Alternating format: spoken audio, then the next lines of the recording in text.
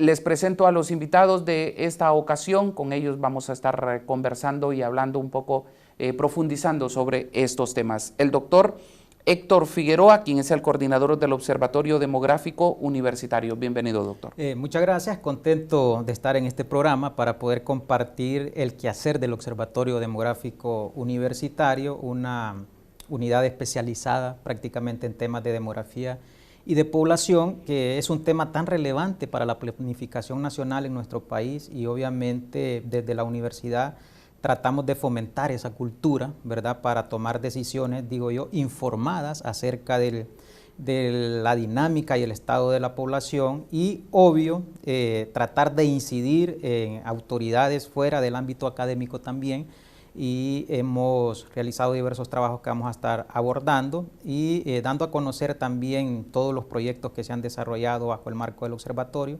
y la población objetivo que hemos alcanzado con diferentes entes nacionales e internacionales, y también con entes desconcentrados como son las alcaldías municipales.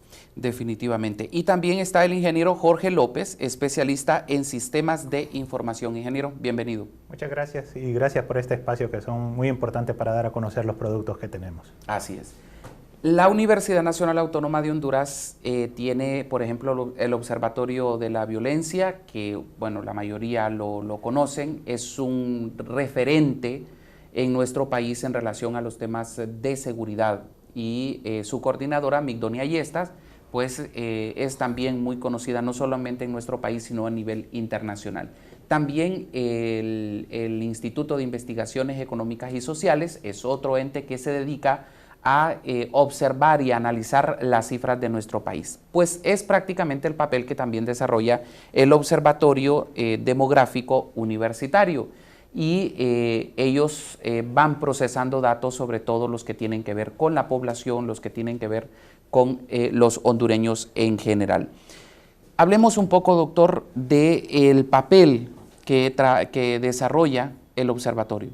Sí, un poco para poner en contexto cómo nace el observatorio y la visión que se tenía en su momento cuando se empieza a trabajar este proyecto allá por el 2014 más o menos, y se presenta ante el Consejo en el 2015, que se aprueba. El objetivo era poder dar a conocer estadísticas relevantes que tienen que ver en materia de población y toda la parte de la transición demográfica en nuestro país, y dar a conocer obviamente esas brechas que se dan a lo interno del territorio.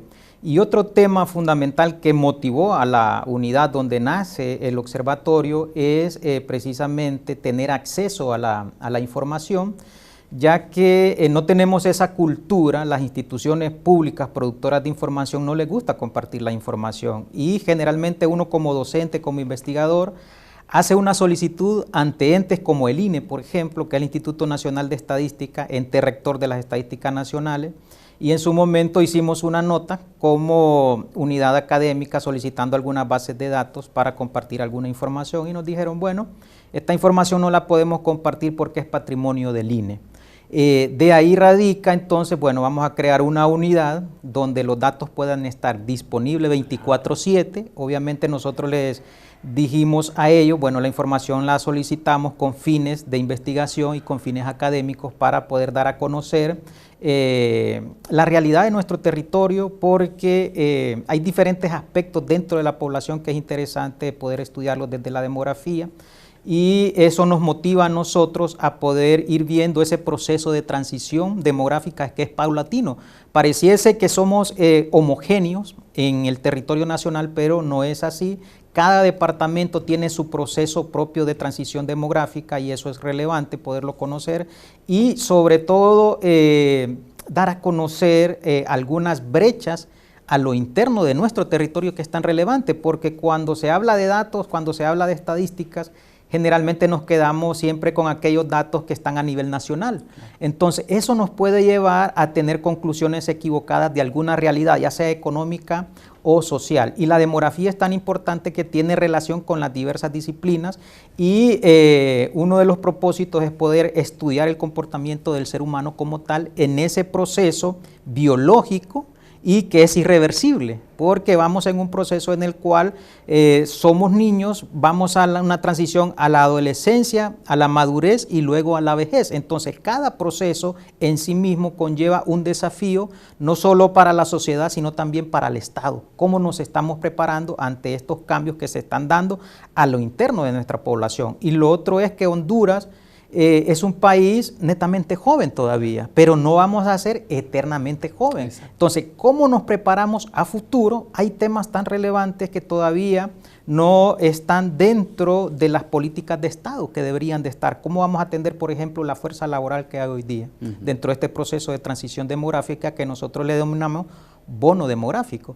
Entonces, hay muchos aspectos relevantes y no ha sido fácil el proceso de darnos a conocer, porque obviamente trabajamos con recursos limitados. Sin embargo, estamos en ese proceso y se han dado grandes avances, diría yo. Hemos realizado diferentes tipos de proyectos con diferentes alcaldías, pero todavía dentro de nuestra universidad desconocemos cada uno de los observatorios que usted bien mencionaba, que existen en nuestra universidad y que juegan un papel relevante. Lastimosamente, digo yo, no nos conocen dentro de nuestra casa, pero sí nos conocen fuera. Exacto.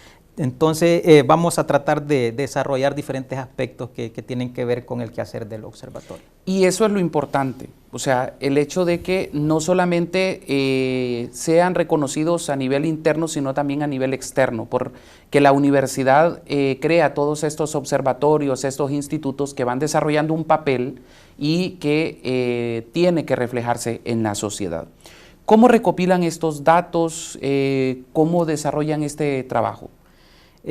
Bueno, nosotros debemos de mencionar, somos realmente usuarios de información que se producen en instituciones como el INE, instituciones como la Secretaría de Educación, Secretaría de Salud, y a partir de la información que ellos tienen, nosotros procesamos la información. Lo que buscamos no es tanto replicar lo que publica el INE, sino cubrir aquellos vacíos de información que, si bien es cierto, están ahí, pero que no son conocidos por la sociedad y no son conocidos por los investigadores.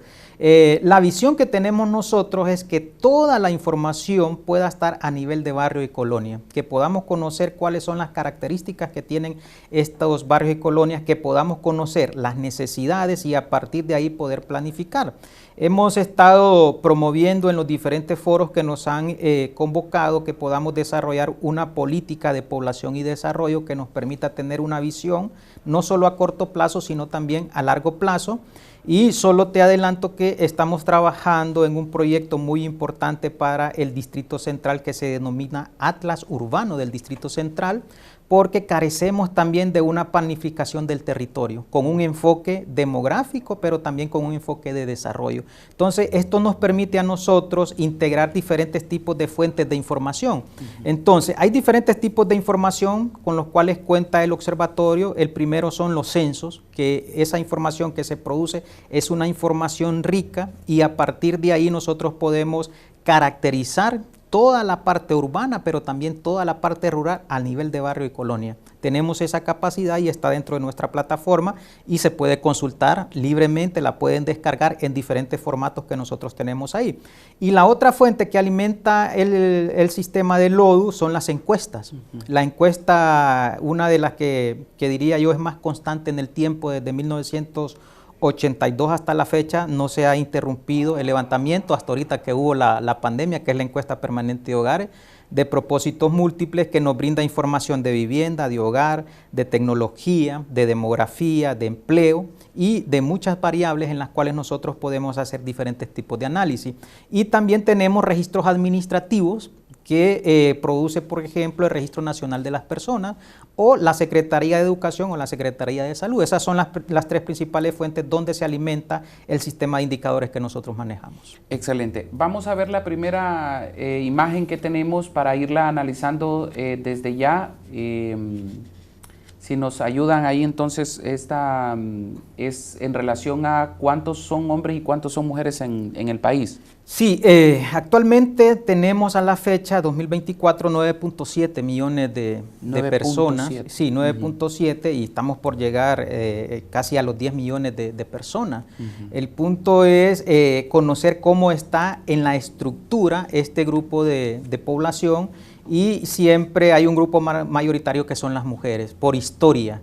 Pero hay un punto bien curioso dentro de las proyecciones. Cuando hacemos proyecciones al 2100, por ejemplo, nos damos cuenta que casi nos equiparamos 50 y 50. En este momento hay un 51% de la población que es femenina y un 49% de la población que es masculina, pero también hay que conocer las características que tienen estas dos poblaciones y las demandas que tienen a lo interno de nuestro territorio. Hay que recordar que estamos en un proceso también de rural a urbano. Claro. Antes del 2007 éramos un país netamente rural, pero a partir del 2007 en adelante nos convertimos en un territorio más urbano, pero eso también trae desafíos y retos para todos los planificadores y tomadores de decisiones. Ingeniero. Sí, bueno. Ingeniero, puede participar cuando usted quiera. Claro, aquí siéntase libre, por favor. Muy bien. Sí, como mencionaba Héctor, hay características especiales que podemos ver en los datos y esa es la importancia que nosotros como observatorio queremos llevar hacia la población. Claro. ¿Verdad? Hay mucha desinformación también, ¿verdad? A veces vemos noticias donde se presentan datos que no están correctos y ese es uno de los puntos que en el observatorio quisimos tratar para poder levantar nuestras plataformas, ¿no? Al inicio toda nuestra información estaba basada en lo tradicional, en libros de Excel, algunas plataformas que se desarrollaban genéricas, pero nosotros queríamos que la población en realidad todos, no solo los grupos investigadores, sino también la población en general tuviera acceso a estos datos, periodistas, por ejemplo, grupos de investigación más avanzada, que tuvieran un repositorio donde pudieran conseguir esa información y ver esos aspectos tan importantes como mencionaba Héctor, ¿verdad? Hay tantas cosas, tanta información disponible. Nosotros actualmente tenemos alrededor de 4 millones de datos disponibles ahí en nuestra plataforma y eso solo es una pequeña parte de lo que tenemos pensado ingresar. Y como les repito, estamos viendo las formas de que sea un sistema integral, ¿verdad? Que las personas puedan acceder a él. Tenemos la ventaja de que la universidad tiene una gran plataforma tecnológica para poder almacenar estos datos y nos permite estar disponible todo el tiempo. Y eso hace que la gente confíe, ¿no? Porque a veces entramos en plataformas que no están disponibles, que a veces sí, a veces no. Nosotros siempre las tenemos disponibles. La información está siendo revisada constantemente para tener la mayor calidad posible. Y estamos incorporando muchos elementos actuales, como ser la georreferenciación de los datos, que a los investigadores, a las personas les puede dar unos contextos diferentes para analizar la información. También generamos muchas infografías de días específicos con datos que no son tan visibles normalmente, ¿verdad? Entonces, sí, el observatorio, yo siento que tenemos muchos productos, mucha información y a veces nos da un poquito ahí como de cosa de que no nos conozcan, ¿verdad? Porque siempre que vamos a centros regionales, que nos reunimos con personas de diferentes organizaciones, nos dicen, puchica, quisiéramos haber sabido esta información desde antes, ¿verdad? Porque es muy valiosa, ¿no? Es un producto que es creado en la universidad, es decir, es mantenido aquí en la universidad, son pocos recursos económicos los que hemos utilizado, porque como mencionaba Héctor, pues tenemos hasta cierto punto esa limitación, pero sí siento que tenemos bastante información. Los boletines que hay ahí, ustedes los pueden ver, siempre igual que se los mostramos a las personas, generan mucho ruido, ¿verdad? Sí. Porque son cosas importantes. Y un punto que destacaba Héctor es que la demografía está en todo, ¿verdad? Sí. Usted cuando quiere aplicar educación, pobreza, salud, la demografía tiene que estar presente, ¿verdad? Y eso es algo que pues nos llama la atención. Nosotros procuramos, como le mencionaba, tener la mayor cantidad de información disponible y en diferentes plataformas para que sea accesible. Y bueno, esperamos que las personas pues puedan conocer, ¿no? Que usted mencionaba muy bien el Observatorio de la Violencia, ¿verdad? Que sí. es un observatorio reconocido, no solo nacionalmente, sino a nivel internacional. Y nosotros quisiéramos aspirar a eso porque la parte demográfica está en todo, ¿no? Usted siempre, la gente se pregunta, bueno, ¿cuánta es la población para este año? ¿Cuántas son las personas adulto mayor? Y hemos tenido impacto, yo siento, ¿verdad? Hemos hecho varios eventos donde se han generado algún impacto importante y seguimos en ese proceso, ¿verdad? Y que incluso cuando alguien va al Instituto Nacional de Estadística a buscar información, a buscar a alguien con quien platicar, con alguien que le dé, sobre todo hablo del trabajo periodístico, por una entrevista es un poco complicado, ¿no? Porque muchas veces está centralizada la información. Pero bueno, vamos a ver la siguiente imagen que tenemos. ¿Esa sobre qué es? Es sobre la parte urbana y rural. Ok, si nos quiere explicar, por favor. Sí, como les había mencionado anteriormente, antes de entrar a este punto, solo quiero retomar un punto relevante y es el papel que tiene el observatorio en la parte de capacitación. Okay. Estamos en un proceso y el año pasado realizamos diferentes procesos de capacitación, ¿verdad?, con periodistas, justamente para enseñarles cómo se interpreta la información de una forma correcta. Yo creo que eso es relevante, pero también andamos capacitando en los centros regionales, tanto a alumnos como a docentes. Entonces esa es una labor que nos da a conocer a nosotros y a raíz de esa capacitación que tuvimos con los periodistas, pues es una, diría yo, una gradita que subimos para darnos a conocer, obviamente, y damos a conocer toda la información que hemos desarrollado dentro del observatorio. Creo que eso es muy importante. Así, ok. Veamos la imagen, por favor. Como mencionaba, ahora estamos en un país donde hay más población urbana y a mí me hacían la consulta, ¿qué beneficios nos trae que seamos una población urbana? Diría yo, muchos beneficios, pero también al mismo tiempo muchos retos y desafíos que tenemos que afrontar. ¿Por qué? Hay una migración interna, pero también hay una migración internacional. Pero la migración interna generalmente se viene a aquellos polos de desarrollo. Y vamos a mencionar el Distrito Central como un polo de desarrollo donde la gente ve la oportunidad de poder llegar y poder encontrar un empleo. Ahora, donde reside esta población generalmente son aquellas poblaciones en la periferia, en aquellas zonas urbano-marginales. Entonces, si analizamos los desafíos y las características de esta zona, nos vamos a dar cuenta que hay muchas necesidades básicas que están insatisfechas ahí. ¿Por qué? Porque no hay una planificación, es decir, la ciudad no se planificó para poder albergar tanta población. Y de hecho, Tegucigalpa va a seguir creciendo, solo que a un ritmo más lento, pero había un dato relevante esta semana que se publicaba y que nosotros lo tenemos dentro del observatorio, que a nivel de Centroamérica, Tegucigalpa es una de las ciudades más pobladas, por encima de las de Guatemala, Costa Rica, Panamá. Obviamente Costa Rica está en el último lugar porque es el país que menos población tiene de los países de Centroamérica, pero también eso nos lleva a nosotros a plantearnos cuánto más va a seguir creciendo Tegucigalpa y hacia dónde.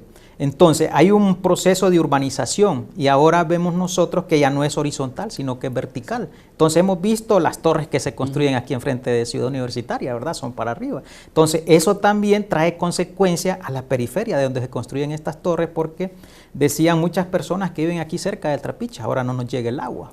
Entonces está para estos edificios y eso ocurre ¿por qué? Porque no hay una planificación, hay mucha demanda y realmente no se da abasto los sistemas que tenemos internamente en nuestra ciudad. Y ahí radica la importancia del Atlas Urbano que nosotros estamos trabajando en este momento en conjunto con la Alcaldía Municipal y 4 unidades académicas de nuestra universidad y el cooperante que está aportando la parte de los recursos financieros para poder tener un sistema de planificación actualizado, diría yo. Excelente. Yo veo este tema de la población urbana a rural más un problema, porque, como usted lo dice, estas ciudades no están planificadas, por ningún lado están planificadas. Yo recuerdo desde hace muchos años que hablaban de ciudades periféricas. No tenemos, aquí hay serios problemas de agua, serios problemas de saneamiento, la inseguridad desbordada, o sea, un montón de problemas y no vemos acciones concretas sobre esos temas. Vamos a ver otra imagen para que podamos analizarla, si nos cuentan un poco sobre la misma, ingeniero, por favor. Sí, bueno, ahí podemos ver la pirámide poblacional para el año 2024, según las proyecciones de población que tenemos, y hay puntos característicos bien importantes, ¿verdad? Según esas pirámides, nacen más hombres que mujeres. Sin embargo, a medida pasan las edades, los grupos de edad, van quedando, digámoslo así, más mujeres que hombres, y de hecho la esperanza de vida en las mujeres es mayor que la de los hombres. ¿verdad? Y eso es multifactorial, ¿verdad? Sin embargo, estas son el tipo de alertas que nosotros podemos observar cuando analizamos los datos, ¿verdad? Y eso es lo que los investigadores buscan, ¿no? Un poco cómo se va moviendo. Ahí dentro de nuestras plataformas tenemos disponibles las pirámides de cómo se ha movido la población según los grupos de edad y según el sexo, desde el 2001 hasta el 2030. Es decir, esos son guías, como les repito, para que podamos tomar decisiones, ¿verdad? Porque los datos al final nos sirven para planificar, nos dan alertas de qué es lo que está sucediendo y de qué es lo que puede suceder. Y estos grupos, como le mencionaba, hasta los 15 años, hasta el grupo de edad de 15 años, siempre hay más hombres que mujeres. A partir de ahí ya se empieza, digamos, a bajar, a descender la cantidad de hombres y a aumentar la cantidad de mujeres. Y eso, pues, por los estudios, pues, hay muchos factores que pueden influir en eso. Pero eso es lo que nos dice básicamente esta gráfica. Sí, ¿no? Generalmente el hombre está más expuesto a la violencia. Ajá. Y esa es una de las causantes por las cuales a partir de los 15 años el dato de mujeres sobresale. Pero, ¿qué nos muestra a nosotros una pirámide de población? Nos muestra la estructura nacional del país, cómo estamos. En esos datos podemos ver toda la historia de la población hondureña. Y cuando nosotros podemos tener una serie histórica, podemos comparar y podemos analizar, generalmente en demografía analizamos 3 grupos etarios que son relevantes en nuestro país: las poblaciones dependientes y la población o fuerza laboral que nosotros conocemos. Entonces, las poblaciones dependientes son de 0 a 14 años y la población de 65 años y más. Y hablando a nivel nacional, en Honduras se contempla adulto mayor a partir de los 60 años y más. Pero en la parte internacional, y para poder compartir los datos, la fuerza laboral se estima de 15 a 64 años. En Honduras la estimamos de 15 a 59 años para poder tener un panorama, pero eso lo vemos reflejado dentro de la pirámide de población. Lo importante en esta pirámide es ir viendo cómo se van moviendo estos grupos a lo interno. Claro. Y sobre todo hay un tema relevante que no le estamos poniendo mucha atención, y es el tema de los adultos mayores. En el 2001, por ejemplo, éramos 5.6% de adultos mayores, más o menos unos 300,000. Hoy día andamos alrededor de 9% de la población, y eso llega casi a 1 millón. El problema es cómo están envejeciendo estos adultos mayores y los problemas que están teniendo. Entonces, cuando analizamos nosotros de forma, diría yo, integrada la pirámide de población y la relacionamos con variables sociales, variables económicas, entonces nos damos cuenta de los grandes desafíos que tiene el país.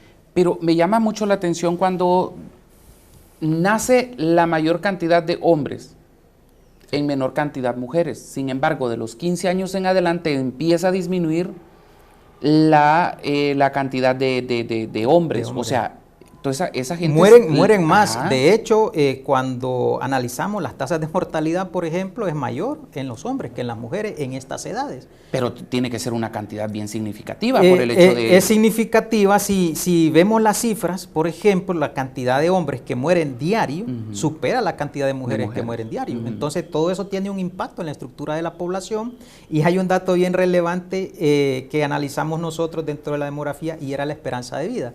Entonces, hay 3 fenómenos que nos han impactado a nosotros. Quizás Jorge no había nacido tampoco, por ejemplo, el huracán Fifi, el Mitch, por ejemplo, y ahorita que tenemos la pandemia. Claro. Entonces, cuando analizamos la esperanza de vida, hay una caída.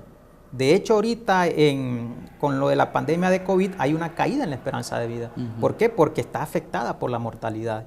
Entonces, ¿quiénes murieron más ahorita dentro de la pandemia? Entonces, vemos que los hombres. Entonces, ese es un tema que afecta a la estructura, ¿verdad? Y el otro tema que afecta a la estructura también es la migración. Claro. Entonces, ese es otro componente que afecta, y por eso vemos que salen más hombres. Aunque esos patrones han ido cambiando hoy día, ¿verdad? Sí, sí. Antes migraba el jefe o la jefa, hoy migra toda la familia.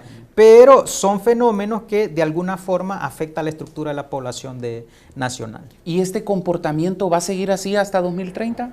¿El hecho de que están naciendo más hombres que mujeres? Sí, de hecho esto es histórico. ¿Sí? Si uno analiza el proceso, es el mismo comportamiento que se viene desarrollando. Esperaríamos nosotros que cambiara a futuro si cambiase, por ejemplo, la parte de seguridad, ¿verdad? Que bajásemos esas tasas de mortalidad. Claro. Y obviamente si generásemos también las condiciones para que la población no migre, sino que se quede dentro del país. Ok, vamos a ver la siguiente imagen, por favor. Esa. Ingeniero. Sí, bueno, ahí están el gráfico de las proyecciones de población desde 2014 hasta 2030. Ahí se ve un poco pequeño, ¿verdad? Pero principalmente lo que nos indica es cuánto va a crecer la población. En el 2026, si no estoy equivocado, 2027 va a sobrepasar los 10 millones de habitantes. Hay algo característico cuando vemos esta clase de gráficas, ¿no? Y es que a pesar de que la población, según las proyecciones, va a crecer, el nivel, la tasa de crecimiento no va a ser igual. Es decir, va a crecer la población, pero no al mismo ritmo, ¿verdad? Entonces, esas igual son alertas, ¿no? Son alertas que nos dicen qué es lo que está ocurriendo en el país. Hay una tendencia en muchos países del mundo hacia las bajas en las tasas de natalidad, ¿verdad? En las tasas de fecundidad. En el país eso no está tan digamos, drástico como en países de Europa, de Asia, como Japón, Corea. Pero sí podemos ver eso a través de las proyecciones, ¿no? Ahí en nuestras plataformas ustedes pueden ver que a pesar de que la población va a crecer, las tasas de crecimiento se van a ir reduciendo hasta en el 2030, si no estoy equivocado, llegar a 2.1, ¿verdad? Entonces, cuando era en casi 3 en el 2013. Entonces, esas son cosas que nos indican que van a estar naciendo menos personas en el país, ¿verdad? Hay mucha migración también, como lo comentaba Héctor.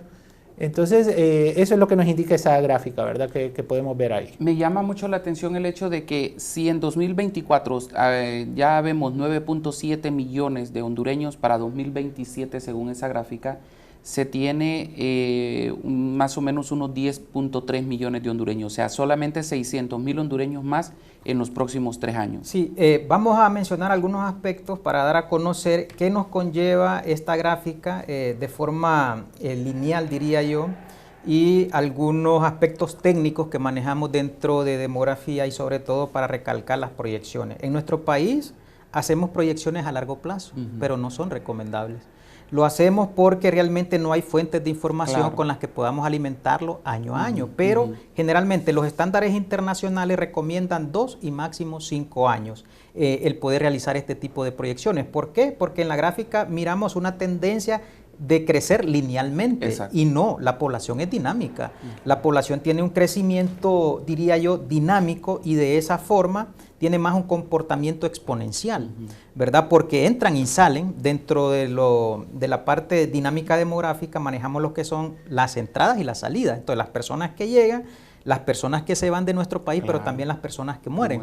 Entonces, es dinámico este crecimiento.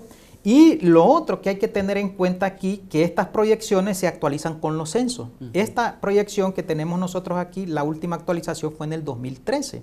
Entonces, posiblemente el nuevo censo que se va a realizar, que está a las puertas de realizarse en nuestro país, nos diga si están los 10 millones o hay una población menos. A partir de ahí hacemos una actualización de datos, revisamos las proyecciones y proyectamos a futuro. Posiblemente haya más población o haya menos, pero este es un dato que está basado en probabilidades y en base a una proyección que se hace de acuerdo a un comportamiento histórico que ha tenido el país y que tiene una tendencia. Y aquí lo importante es, si crece, la población seguirá creciendo, de hecho hasta el 2100 seguiremos creciendo, pero ¿qué es lo que pasa a lo interno de la población? Los patrones van cambiando. Y le preguntas hoy día a un joven cuántos hijos desea tener, él te dice 1 o ninguno. Entonces, estamos llegando a tasas de nivel de reemplazo, prácticamente menos del 2% está creciendo la población según las proyecciones. Entonces, eso nos lleva ¿a qué? A que la población va a ir envejeciendo.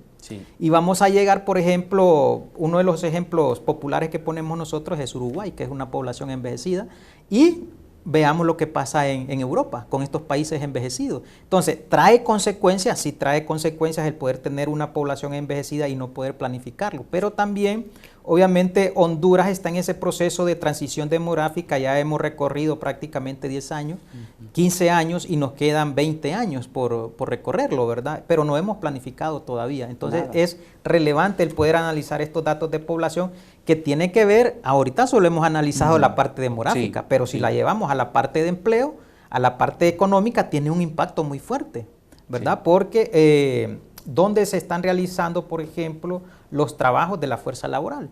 ¿verdad? Y cómo impacta el crecimiento económico. Entonces, hay una relación entre el crecimiento económico, pero también el crecimiento demográfico. Así es. Yo recuerdo que hasta hace unos años hablábamos de Honduras, una población bastante joven.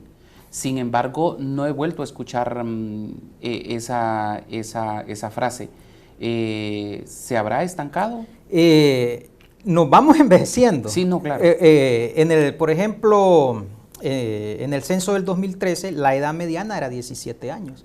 ¿Qué te indica eso? Que un 50%, hace 11 años. Sí, que un 50% de la población tiene menos de 17 años y un 50% tiene más de 17 años. Pero hoy día ya cambió la edad mediana de la población, estamos en 22 años. Sí. Y eso va a seguir cambiando, hay que esperarlo ahorita con el censo que se mida a ver en cuántos años está. La edad mediana la tenemos ahorita con las proyecciones y eso nos indica, pero se hacen algunos ajustes. Estamos en ese proceso de transición y Honduras no va a ser un país eternamente joven. Vamos a ese proceso, digo yo, irreversible que tiene que ver con la parte biológica del ser humano. En algún momento vamos transitando en algunos grupos etarios de la población. Y es que ese tema también es bien interesante por el hecho de que las mismas condiciones económicas, las mismas condiciones de salud, las mismas condiciones de seguridad, o sea, una serie de factores que contribuyen a que la gente no quiera tener hijos, o que alguien solo quiera tener un hijo, lo que usted decía hace un rato. Y eso es otro dato que puede llegar o puede llevar al país a lo que está pasando en Europa o Uruguay, que usted lo señalaba, donde ya son poblaciones superiores a los 40, 50 años y ya son poblaciones que se consideran ya edad madura, ¿no? Sí, y este es un tema bien interesante que yo siempre lo abordo con los alumnos. Entonces les digo, ¿quién determina cuántos hijos va a tener la persona? Claro. Generalmente uno dice yo, pero no es así. Generalmente son aquellas condiciones sociales, aquellas condiciones económicas. Y cuando entra en una conciencia. Es correcto, y en base a eso uno se pone a pensar. Antes, cuando uno iba a la zona rural y a hacer estudios y le preguntaba cuántos hijos desea tener, los que Dios me dé. Ajá. Eso era popular escucharlo. Claro. Pero ahora, hoy día, los jóvenes tienen más acceso a información y obviamente piensan, razonan un poquito más estas decisiones. Y en nuestro país hay algo bien particular. La conformación de los hogares, la tipología de los hogares ha ido cambiando. Hoy día son más comunes los hogares monoparentales, es decir, que el joven o la jovencita viven solos. Sí. Y antes venimos de patrones en los cuales hay relaciones de parentesco en los hogares y donde está el cónyuge y donde está el hombre y la mujer como pareja. Pero ya ese tipo de hogar va a ir cambiando. Entonces eso es interesante también el poder analizarlos porque ya son hogares compuestos, ¿verdad? Y van disminuyendo. Así es. Ok, vamos a la otra imagen para que podamos irla analizando. ¿Esta es sobre? Bueno, ahí pueden ver, creo que es la población por departamento, ¿verdad? Sí. Sí, creo que es la población por departamento.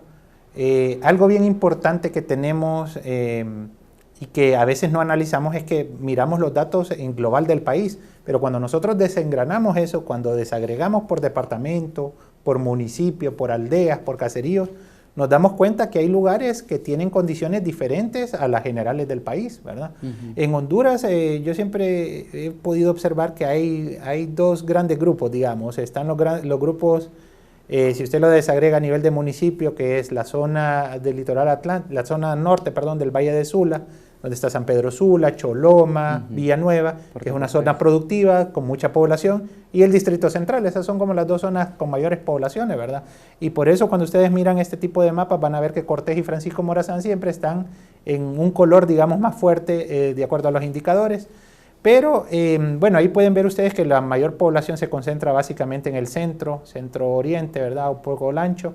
Y en las partes extremas, pues, bueno, gracias a Dios ya conocemos las condiciones, ¿verdad? Que hay poca población, Islas de la Bahía, Ocotepeque, Valle, que son lugares menos poblados del país, y el centro, Comayagua, Lloro, Atlántida, Olancho, El Paraíso. Entonces, este tipo de mapas que podemos observar ahí nos da una visión diferente a lo que podemos ver en general. Y cuando lo desagregamos por municipio todavía vemos el degradado mayor, ¿no? Y así es como el investigador tiene que ir, digamos, explorando e identificando dónde están las claves del país. Ahí en nuestra plataforma tienen a disposición la generación hasta el nivel de barrio, como mencionaba Héctor, ¿verdad? Hay un caso puntual que tuvimos en Comayagua, donde pudimos hacer un pequeño geoportal con los datos que nos proporcionaron ellos, y pudimos observar cómo la población se iba moviendo hacia un sector de la ciudad, y eso les sirve a ellos para poder planificar, ¿no? Cuando ustedes ven el mapa del Distrito Central, ustedes se dan cuenta que el municipio es muy grande, pero la parte urbana es donde se concentra la mayor cantidad de población, ¿verdad? Pero aún hay mucho que explorar por parte de este sitio, ¿no? Entonces, ahí ustedes pueden ver cuáles son los departamentos. A veces pensamos que por qué estos departamentos son los más poblados, y es que son los más atractivos, ¿no? Claro. La zona del Valle de Sula es una zona súper atractiva para el empleo, que es algo que puede estar provocando, ¿no?, la parte de urbanización. Y algo puntual que mencionábamos cuando estaba esa parte de la urbanización es que yo hace poco escuché una noticia que Honduras, luego de ser un productor de plátano verde, ahora es importador. Y eso a veces se debe porque la gente que viene de esas zonas, ¿no?, que son productivas, se vienen hacia la ciudad, dejan sus tierras, dejan de producir, y ya entonces eso implica algo más en el factor económico del país, ¿no? Ahí lo podemos ver, cuáles son los departamentos más atractivos, cuáles se están volviendo atractivos, y este tipo de mapas los podemos generar hasta el 2030, ¿no?, para ver cómo se va moviendo esa población a lo interno del país, que es algo que pocas veces podemos ver en algunas plataformas, ¿no? Nosotros tenemos eso puntual. De estos, y creo que está en la siguiente imagen, ¿cuál es el municipio más poblado de Honduras? Es el Distrito Central. El Distrito Central. El Distrito Central, sí. De hecho, como mencionaba Héctor, ¿verdad?, el Distrito Central es la ciudad, tiene alrededor de 1.4 millones de habitantes. Wow. Y es la ciudad más poblada, de hecho, de Centroamérica, ¿no? Sí, a veces platicábamos con Héctor, ¿no? Y yo le decía, yo siempre he pensado que Guatemala, la ciudad de Guatemala es la más poblada porque Guatemala es el país más poblado, y usted va a la ciudad de Guatemala, es grande, pero Tegucigalpa tiene ese efecto, y usted lo ve en la urbanización, ¿no? Cada cuánto se están construyendo edificios. De hecho, se han dejado de hacer residenciales y pasado a hacer edificios por esa misma coyuntura, ¿no? Porque hay mucha población que está viniendo hacia el Distrito Central, y la segunda ciudad más poblada es San Pedro Sula, pero la tercera ciudad, siempre yo pongo este ejemplo porque muchas personas piensan que en La Ceiba, Choluteca, pero la tercera ciudad más poblada del país es Choloma, ¿verdad? Es Choloma, ahí hay un gran centro poblacional, ¿verdad? Me llama mucho la atención que ustedes en la página de Facebook dice que 1.920.701 habitantes es la proyección de población del departamento de Cortés para el año 2024. Estamos hablando de casi 2 millones de hondureños. Casi de esos casi 10, o sea, casi ahí. De hecho, si uno ve el departamento de Cortés y el departamento de Francisco Morazán, albergan el 37% de la población a nivel nacional. Entonces, son dos departamentos que están densamente poblados, diría yo. Y tenemos una distribución de la población heterogénea, porque hay zonas de nuestro país que hay 5 habitantes por kilómetro cuadrado, como es el caso de Gracias a Dios. Y por ejemplo, Choluteca, dice el departamento de Choluteca, que también tenemos la imagen, cuenta con una población proyectada de 496.899 habitantes para el año 2024, con 16 municipios y 197 aldeas, o sea, no tienen ni 500,000 personas. Todavía no llegan a 500,000 personas. Y es un departamento muy productivo, muy productivo, y que está caminando a esos pasos de desarrollo. Cuando uno va a Choluteca, mira ese movimiento que se da dentro de su economía. Y hay otros movimientos también, por ejemplo, uno ve Lloro, por ejemplo, en el caso del Progreso, ¿verdad? Que son municipios que realmente tienen una dinámica, diría yo, económica muy importante. Pero tenemos esa distribución a nivel nacional, y eso nos ayuda a nosotros ver también algunos factores de demanda de servicio, ¿verdad? Todos estos departamentos tienen problemas de agua, por ejemplo. El departamento de Copán, dice, para el año 2019 el departamento de Copán obtuvo un índice de desarrollo humano de 0,574, que lo ubica en la categoría medio. ¿Qué significa eso? Sí, al final es una medición que se hace a través del índice de desarrollo humano, ¿verdad? Nosotros somos un país de índice de desarrollo humano medio-bajo, diría yo, ¿verdad? Si nos comparamos con los demás países de Centroamérica, y el índice mide la parte de acceso a salud, educación y la parte de ingreso. Y la esperanza de vida, y a partir de ahí se conforma este índice para poder medir el nivel de desarrollo que tiene el municipio. Excelente. Tenemos una imagen en relación a la población longeva de nuestro país. ¿Qué nos dice ese mapa, ingeniero? Bueno, ahí podemos ver la ancianidad que para el año 2023, si no estoy equivocado, el año pasado estuvo en 28, o este año, perdón, estuvo en 28%. También pueden observarlo a través del mapa donde están los departamentos con mayor porcentaje y con menor porcentaje, ¿verdad? Las características ahí son, gracias a Dios, Intibucá, Lempira, que tienen los menores porcentajes de ancianidad. Y algo importante que vemos aquí es la cantidad de personas en situación de pobreza, ¿verdad? Ahí ustedes pueden ver es casi el 87%. O sea, ¿verdad? Personas, adultos mayores en pobreza, ¿no? O sea, estamos hablando de adultos mayores en condiciones de pobreza. ¿De cuánto me dice que es? Es casi el 87%, y esa es una situación bastante preocupante, ¿no? Porque, claro, cuando llegamos a esa etapa de nuestra vida, nosotros queremos llegar con nuestras cuestiones de previsión, claro, ¿verdad? Tener un salario, claro, o un ingreso, digamos, que nos permita vivir dignamente, pero aquí lo que nos muestran los datos, pues, hasta cierto punto es lo contrario, y podemos observar que es hasta cierto punto una población, digamos, que está desvalida, ¿verdad? Que no es prioritaria tal vez en algunas cuestiones. Y quiero comentarle que cuando lanzamos esto se han hecho algunas gestiones, ¿verdad? Estuvimos en algunas reuniones con el gobierno, digamos, y yo pude observar algo después de que se dio todo esto de la población adulto mayor, y es que algunas leyes que se aplicaron en el país para beneficiar no solo a la población mayor de 60 años, sino específicamente a la mayor de 80 años, que todavía está en peores condiciones, ¿no? Es decir, cuando usted llega a 60 años, todavía usted es capaz de trabajar, etcétera, pero cuando usted llega de 80 en adelante ya es más difícil. Entonces yo pude observar que se han aprobado algunas leyes en beneficio que incluyen nuevos descuentos, ¿no? Sobre todo en la parte sanitaria, ¿verdad? Entonces eso es básicamente lo que nos da ahí. La parte urbana tiene mayor cantidad de personas, ¿verdad? Esto puede tener un poco de lógica. Y hay más mujeres que hombres de adulto mayor, ¿verdad? Yo en este tema de la longevidad, yo siempre he tenido, regresemos acá compañeros, yo siempre he tenido mis políticas, y es el hecho de que cuando uno tiene fuerzas tiene que trabajar pensando en ese, llegue o no llegue, porque nunca se sabe en este país, uno debe de trabajar pensando en eso, pensando en que cuando llegue a tener 60, 70 años, que es cuando necesita medicamentos, necesita médico, y sabemos las condiciones de ir a un hospital público en Honduras, sabemos las condiciones de ir a un Instituto Hondureño de Seguridad Social, que lo pagamos, porque les guste o no les guste, sale de nuestra bolsa, vamos a darnos de narices a un sistema completamente fallido.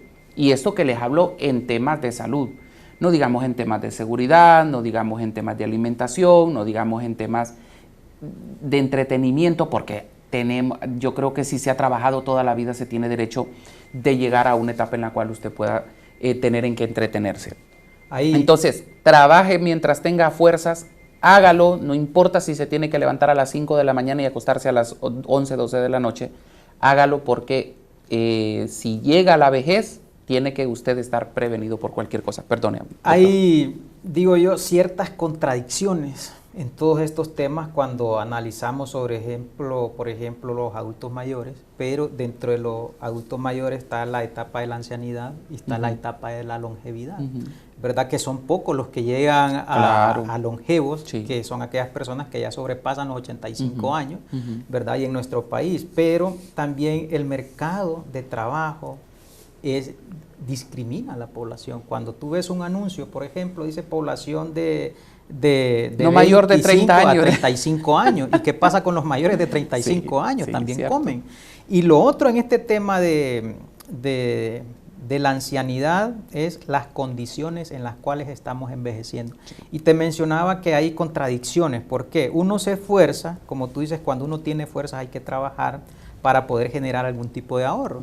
Pero ese tipo de ahorro generalmente se invierte en la salud de la persona cuando llega a esa etapa de jubilación. ¿Por qué? Porque tenemos un sistema de salud que no tiene cobertura a nivel nacional. Los que tienen opción a una jubilación. Mencionemos aquí lo urbano, claro. Lo que pasa con los que residen en la parte rural, sí, que es importante. Y el otro tema es que de la fuerza laboral solo el 17% tiene cobertura de seguro. Ahora, de toda esta cantidad de personas longevas y adultos mayores, ¿cuántos tienen, por ejemplo, acceso a sistemas de previsión social? Entonces, hay varios estudios que se han hecho y hay uno que hemos realizado también dentro del observatorio, pero hay uno a nivel regional que dice que Honduras es el peor país para envejecer. Entonces, ya desde ahí podemos nosotros ver las condiciones. Entonces, hay una etapa en la cual se configura la fuerza de trabajo. Pero ¿qué pasa cuando ya sales fuera de la fuerza de trabajo? Deberías de estar gozando un sistema de previsión que te permita vivir dignamente, diría yo, y gozar de algunos sistemas de previsión que no se tienen. Entonces, esos, por ejemplo, son algunos retos que debería contemplar una política de población y desarrollo en nuestro país. Así es. Como ya tenemos el tiempo encima, me gustaría que los compañeros nos buscaran la gráfica en relación a los temas de pobreza en el país. Si no me equivoco, es la última, don David, donde se habla la cantidad de hondureños que están bajo la línea de pobreza. Es muy importante estos datos porque en el país es lamentable la situación. Honduras se ha endeudado si no me equivoco, por los momentos debe andar en unos 20,000 millones de dólares la deuda que tiene nuestro país. Con esos 20,000 millones de dólares bien se pudo haber sacado de la pobreza a muchos hondureños y es lamentable ver que cada vez los números, los números de personas en pobreza y en pobreza extrema son muy altos. Doctor. Sí, este es un tema relevante para el país, sobre todo que somos productores de pobreza, diría yo. Sí. Cuando uno hace un análisis aquí, por ejemplo... Productores y exportadores. Sí, y exportadores. Sí, por ejemplo, este es un análisis desde el 2001. Podemos ver nosotros que estamos casi en las mismas condiciones del 2001. Sí. ¿Y qué ha pasado? O sea, hoy día cada hondureño tiene una deuda aproximadamente de 37,000 dólares. Debe. Si sacamos la deuda externa que tiene el país. Sí. Y entonces yo les digo a mis ¿Solo alumnos, los que vivimos o todavía los que vienen? Los que están aquí y los que están fuera también, ¿verdad? Pero, ¿qué pasa aquí con este tema de pobreza? Y obviamente al año se le suman 40,000 hogares pobres. Caen dentro de las condiciones de pobreza. Entonces, este es un tema que tiene que ver con la planificación del país y sobre todo nos llama a reflexionar no solo como academia, sino también como país qué ha pasado con la política social que no ha tenido el impacto que se esperaba. Y cuando tú dices, bueno, y la estrategia de reducción de la pobreza, que hubo una inversión, digo yo inversión, de 200,000 millones de lempiras, 2,000 millones de lempiras. Entonces, ¿dónde están? ¿Dónde está ese impacto? Deberíamos de tener niveles abajo del 40%. Sí. De hecho, cuando analizamos los ODM en aquel tiempo, antes del 2015, y los ODS hoy día que están por vencer al 2030, no vamos a alcanzar estas metas con estos niveles. En nuestro país analizamos, de cada 100 hondureños, 72 son pobres. Entonces, ¿qué te indica eso? Que estas personas no tienen los recursos suficientes para poder cubrir sus necesidades básicas. O sea, estamos hablando básico de una familia de 5 personas y no lo tiene. Entonces son demasiado altos y sobre todo las desigualdades, las brechas que están, esto es a nivel nacional. Claro. Pero ¿qué pasa cuando nosotros estudiamos, por ejemplo, todos los municipios del corredor seco que conocemos? La situación es todavía más precaria. Hay personas que dicen tenemos una semana de que el fuego no se enciende. ¿Por qué? Porque no hay. Exacto. Cómo generar recursos para poder alimentarnos. Entonces, este es un tema que nos desafía también a poder plantear. Hemos querido nosotros desde la academia poder intervenir en estos temas y se han presentado ante las autoridades competentes, el Gabinete Económico, algunas medidas para poder abordar este tema como universidad. Se ha planteado y creo que hace 2 semanas se publicaba un informe de la Junta donde hacía esa propuesta para poder abordar este tema. Entonces, las cifras deberían de ser no que vaya subiendo, sino que vaya descendiendo hacia abajo, pero es todo lo contrario. Y luego viene todo este tema que tiene que ver con la corrupción del país, ¿verdad? Por que supuesto. los recursos no llegan donde deberían de llegar. Se pierden en un camino ahí. Nos quedan ya los últimos minutos. Me gustaría que nos cuenten un poco dónde los pueden localizar, cómo se pueden contactar con ustedes. Sabemos que tienen la página en Facebook, también que tienen las propias oficinas aquí en la universidad. En los medios de comunicación siempre están ávidos de conocer estos datos y obviamente pues ustedes los tienen y qué bueno que los pudieran también dar a conocer. Sí, estamos ubicados en el edificio C3, ¿verdad? Ahí en el cuarto piso, estamos ahí en el aula 403, ahí estamos de forma permanente, las oficinas están abiertas de 6 de la mañana a 3:30 de la tarde y nuestras plataformas que las va a dar a conocer el ingeniero Jorge. Sí, al correo electrónico nos pueden escribir a odu@una.edu.hn y nuestro sitio pues es odu.una.edu.hn. Ahí pueden encontrar toda la información, está en nuestras plataformas, los descargables, etcétera, y nos pueden contactar a través de ese correo, ¿no? ¿Y Facebook? El Facebook es ODU-UNA. ODU-UNA. Sí, ahí nos pueden buscar también. Y ahí tienen mucha información también. De hecho, estamos publicando en fechas específicas, ¿verdad? Ciertas infografías relevantes, así como estas que hemos podido ver. Y también semanalmente estamos publicando algunas cosas de interés, como ustedes pudieron ver los perfiles departamentales del país, ¿verdad? También tienen un sitio, ¿no? Porque cuando uno ingresa al Facebook, hay un enlace que lo envía a una plataforma, ¿no? Sí, nuestra plataforma que se llama SISDE, Sistema de Indicadores Sociodemográficos, pueden acceder a ella a través del sitio odu.una.edu.hn/SISDE. Ahí los va a llevar hacia la plataforma, que es una plataforma integral, ¿verdad? Donde tenemos todas las infografías, muchas herramientas para investigadores, los boletines, los atlas, y que está en constante actualización, ¿verdad? Siempre estamos agregando nuevas funciones para que pueda ser lo más completa posible. Y lo otro importante es que en cualquier buscador ustedes ponen ODU-UNA y les aparece ahí el enlace donde los va a llevar ahí a la plataforma. Perfecto, excelente. Les agradezco mucho que se hayan tomado el tiempo de acompañarnos. Muchas gracias y obviamente esperamos tener más espacios para que ustedes puedan participar. No, gracias a usted, Fran, por la invitación que nos ha hecho. Esperemos que no sea la primera. Claro, hay mucho para seguir compartiendo y que la población se dé cuenta de la riqueza que tiene este sistema, que es totalmente gratuito. La información no tiene un costo. Entonces la invitación es para que lo exploren. Y si hay dudas y sugerencias, también nosotros somos abiertos a las sugerencias, que hay veces investigadores nos dicen, miren, nos gustaría que incluyan esta variable o que mejoren este aspecto. Nosotros lo mejoramos porque trabajamos bajo un concepto de mejora continua. Entonces eso nos hace ir creciendo. Excelente. Muchísimas gracias. Gracias a todos ustedes.